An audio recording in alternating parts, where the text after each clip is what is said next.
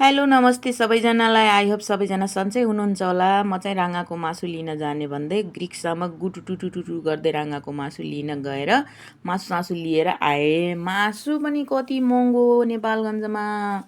राँगाको मासु त फलमासु 650 रुपियाँ किलो भइसक्यो। अनि हड्डी मासु 500 400 यस्तो यस्तो हेरी छ।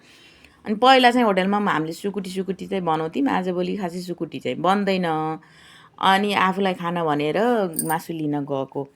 अनि मासु लिएर आएर काटकुट गरेर अनि अलि राम्रो मासु चाहिँ आफूलाई छुट्याइयो। अलि नराम्रो चाहिँ यो चाहिँ कुकुरलाई गराइयो। अब कुकुरलाई त अनिवार्य चाहियो।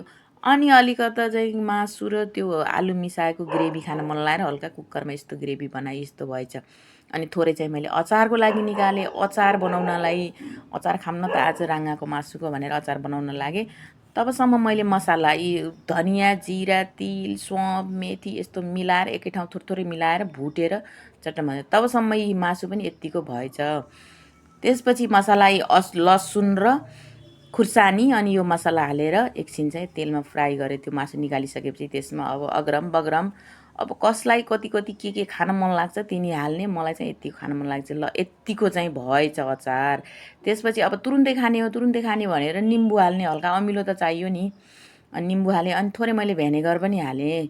भेनेगर हालिसके पछाडि अचार चाहिँ यत्तिको भएछ। खाउँ लाग्दे जस्तो भयो हेर्दैन।